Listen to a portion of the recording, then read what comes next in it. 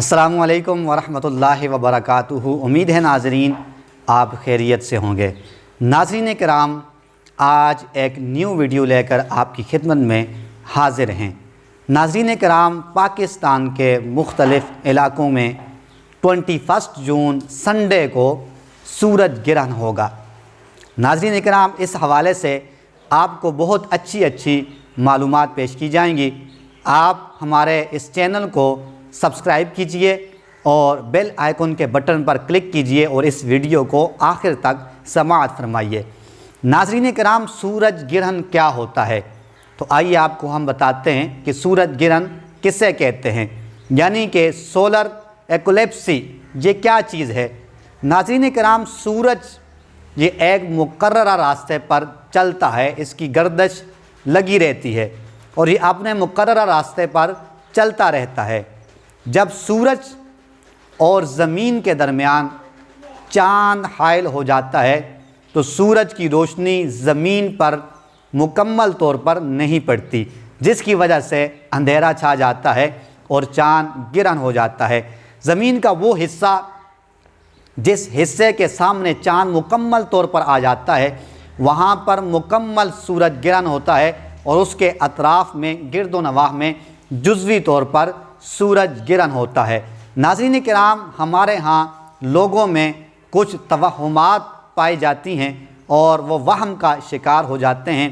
بعض لوگ تو یہ کہتے ہیں کہ جب سورج گرہن ہو تو کوئی شخص اپنے گھر سے باہر نہ نکلے، اپنے آپ کو کمروں کے اندر بند کر لیا جائے، اور کچھ لوگوں کا یہ بھی نظریہ ہے، یہ بھی ایک وہم ہے کہ جو حاملہ عورت ہوتی ہے اس کو سورج گرہن کے دوران کسی چیز کو چھری کے ساتھ کاٹنا نہیں چاہیے، یعنی وہ سبزی اور پھل وغیرہ نہیں کاٹ سکتی۔ اگر وہ یہ عمل کرتی ہے تو اس کے ہاں پیدا ہونے والا جو بچہ ہے اس کے اندر جسمانی معذوری پائی جائے گی۔ تو ناظرین کرام، یہ محض ایک وہم ہے اور ہمارے آقا صلی اللہ علیہ وآلہ وسلم نے ان توہمات کا ازالہ فرمایا ہے۔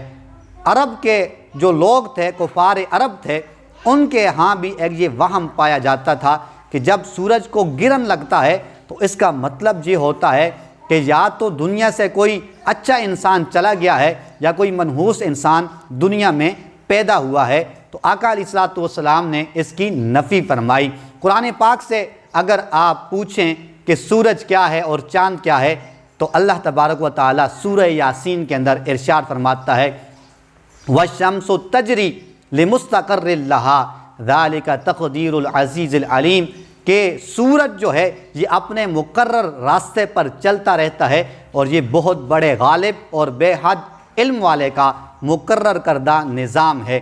سورہ رحمان کے اندر اللہ تبارک و تعالیٰ کا ارشاد پاک ہے، الشمس والقمر بحسبان، کہ سورج اور چاند یہ اپنے حساب کے اندر ہیں، اپنے حساب سے چلتے رہتے ہیں۔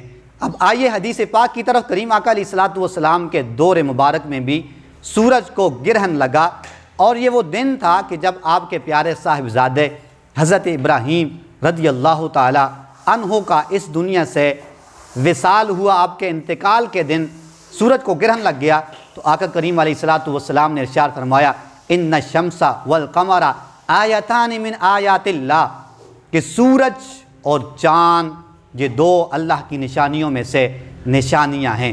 لا یکسفان لموت احد ولا لحیاتہ، کسی کے مر جانے پر یا کسی کے دنیا میں آنے پر انہیں گرہن نہیں لگتا۔ فَإِذَا رَأَيْتُمُوهَا فَافْزَعُوا لِلصَّلَاةِ، بس جب تم ان کو دیکھو، یعنی سورج کو جب گرہن لگ جائے تو پھر تم نماز ادا کرو۔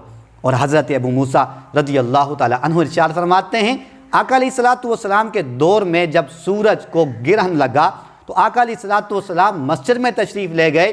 آپ نے 2 رکعت نماز ادا فرمائی، آپ نے لمبا قیام فرمایا، یعنی آپ نے لمبی قرات کی، پھر اس کے بعد آپ نے بہت طویل رکوع فرمایا، پھر آپ نے لمبے سجدے ادا کیے، اور اس کے بعد آپ دعا کے اندر مشغول رہے حتیٰ کہ سورج گرہن ختم ہو گیا۔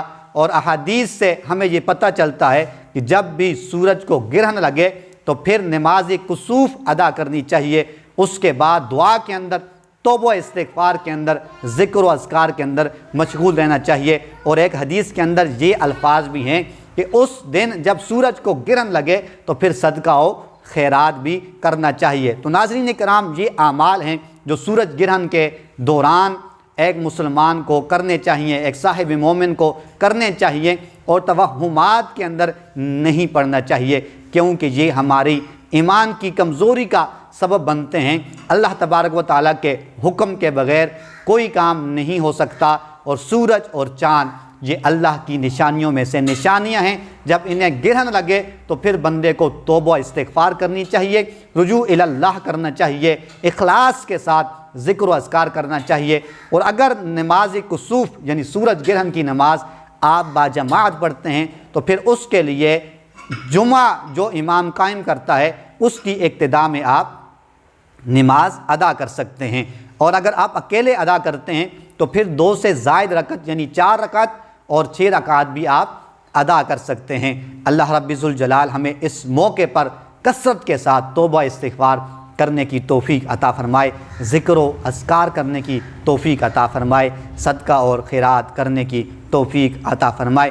امید ہے ناظرین آج کی ہماری یہ معلوماتی ویڈیو آپ کو ضرور پسند آئی ہوئی ہوگی۔ اگر یہ پسند آئی ہے اسے لائک بھی کریں، اسے شیئر بھی کریں، اور اگر آپ نئے ہیں ہمارے اس چینل پر تو ضرور سبسکرائب کریں۔ اس طرح کی مزید اچھی ویڈیوز موقع کی مناسبت سے ہم آپ کی خدمت میں لے کر حاضر ہوتے ہیں۔ اللہ ہم سب کا حامی و ناصر ہو۔ السلام علیکم ورحمۃ اللہ وبرکاتہ۔